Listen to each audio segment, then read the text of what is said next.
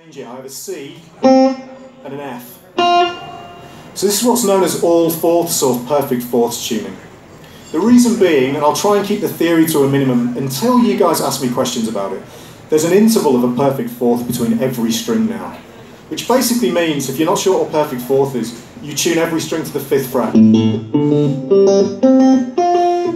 Which you'll know in standard tuning you don't do. You tune the B string to the 4th fret of the G string. Agreed? That's what you do, I hope. Unless you're in some weird dadgad tuning or something. So, why do I do this? Because this renders almost everything that you normally play on the guitar horrible. So if I apologise for what I'm about to do. If I do this, I'll do this quietly.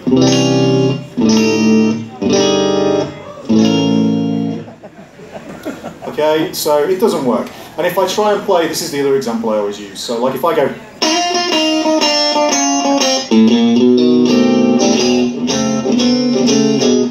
No one wants to listen to that. It's terrible. So this tuning kind of renders a load of guitar repertoire out the window. It's gone. If it uses these top 2 open strings. And if you think about your guitar playing, the number of times, especially that open E, you use it, it's quite important. So why do I do this? Well, you might also know that if you play a chord voicing, okay, let's say I take this chord voicing, G major 7. By the way, never play this chord down here, it's too muddy, but for the sake of showing you, here's my G major 7. As you can hear, it sounds horrible there, okay? But look at the shape of it. The shape that it makes is very specific. This is a very shape-based instrument, okay? If I was to play this chord on the middle 4 strings, this is a G, this is still G major 7. You guys have to change the shape, and I'm not criticising you.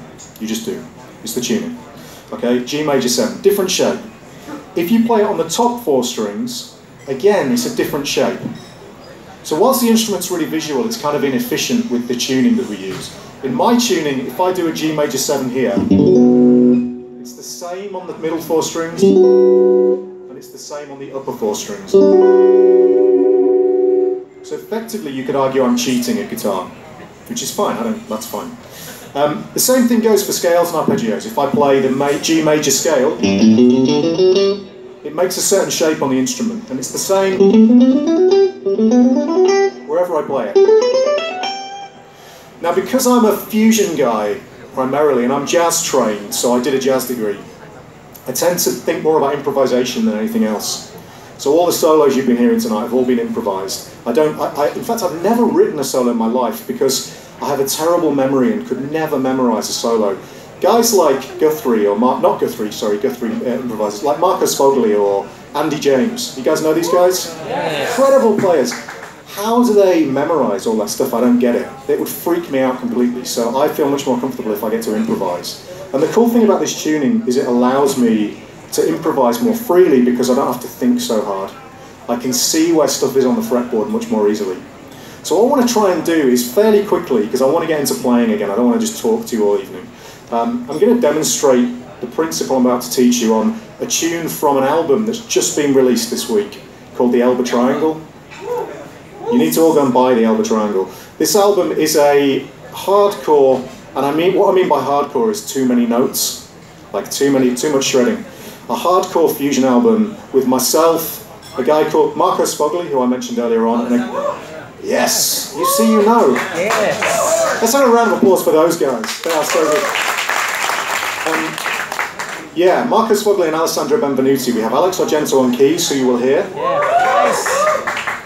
And actually, Virgil Donati's on that album as well. The drummer on the track I'm about to play is a guy called Vala Vengren. Well, I'm going to teach you something first, but I'll play it afterwards. And then we have Anton Davians on bass, who is probably the most amazing musician I've ever heard in my life. So it's a great album. But in order to kind of help you see what my thought process is when I'm improvising over this stuff, and now I've said this, I'll probably get horribly wrong, but I'll show you anyway. The way I think about the guitar, I don't think in boxes. If you think about your minor pentatonic scale, let me grab the overdrive again.